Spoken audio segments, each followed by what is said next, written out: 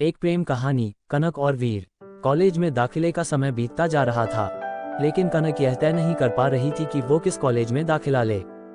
उसकी सारी सहेलियों ने अपनी अपनी पसंद के अलग अलग कॉलेजों में नामांकन करा लिया था, लेकिन कनक इसी दुविधा में थी कि कहाँ नामांकन कराया जाए। कनक ने शहर के सभी प्रतिष्ठित कॉलेजों के नामांकन फॉर्म ले लिए। कनक अपनी सहेली के साथ महिला कॉलेज की प्रधानाचार्या के पास महिला कॉलेज का फॉर्म लेने गई। महिला कॉलेज की प्रधानाचार्या उसकी सहेली की मां थी। उन्होंने कहा, अभी तुम कॉलेज में नाम मत लिखवाओ, अभी 2 में ही दाखिला ले लो। वहाँ का अनुशासन भी अच्छा है और पढ़ाई भी। इच्छा न होते हुए भी कनक को आंटी की बात माननी पड़ी। उसी दिन वह 2 गई। वहां जाने पर उसे पता चला कि आज ही एडमिशन फॉर्म मिलने और जमा करने की अंतिम तारीख है। कनक ने एडमिशन फॉर्म खरीदा और भरकर जमा किया। फॉर्म लेने और जमा करने के दौरान कनक का ध्यान बार बार एक लड़के की ओर चला जा रहा था। तभी उसकी सहेली आई और कहा, मैंने फॉर्म जमा कर लिया है, चलो अब घर चलें।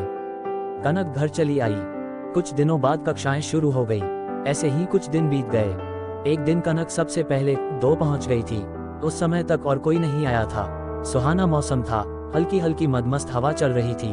तभी कनक अचानक पीछे मुड़ी तो उसे सामने से वही लड़का आता हुआ दिखा जिसे उसने फॉर्म भरने के दिन देखा था। धीमी धीमी चलती हवा उस लड़के की जुल्फें उड़ा रही थी। नजरें नजरों से मिली और दिल में कुछ हुआ और वह लड़का कनक को आकर्षित कर गया। अब कनक की नजरें बार बार उसी चेहरे को तलाशने लगी। उस लड़के के कक्षा में पहुंचने में होने वाली एक मिनट की देरी कनक को बेसब्र करने लगी। कनक ने ही पहल करके एक दिन उस लड़के से बात की, उसका नाम पूछा और कहा, क्या तुम मुझसे दोस्ती करोगे? वीर ने कहा, दोस्ती करूंगा, लेकिन उससे ज्यादा कुछ नहीं। बीतते समय के साथ यह दोस्ती प्यार में बदल गई।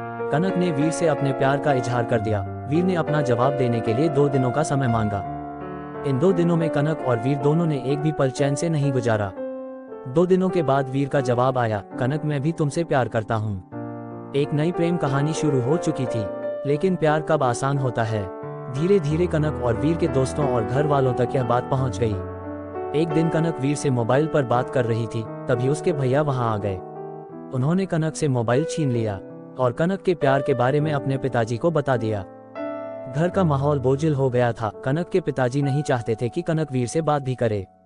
उन्होंने कनक को वीर से बात करने से मना किया, लेकिन उसने उनकी बात मानने से इनकार कर दिया।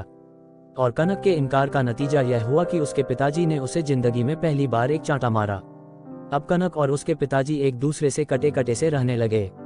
बीतते वक्त के साथ सब कुछ सामान्य होने लगा। कनक के पिता ने वीर को घर आने की अनुमति दे दी।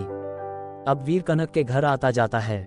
दोनों के परिवारों से उनके प्रेम को स्वीकृति मिल चुकी है, लेकिन उनके सामने शर्त यह है कि शादी से पहले उन्हें अपने पैरों में खड़ा होना होगा। कनक और वीर भी अपने माता पिता और बड़ों के आशीर्वाद के साथ ही शादी करना चाहते हैं। कनक और वीर का स्वजातीय होना उनके प्यार का एक अहम पक्ष रहा, जिस कारण से दोनों परिवारों ने उनके प्यार को स्वीकार कर लिया।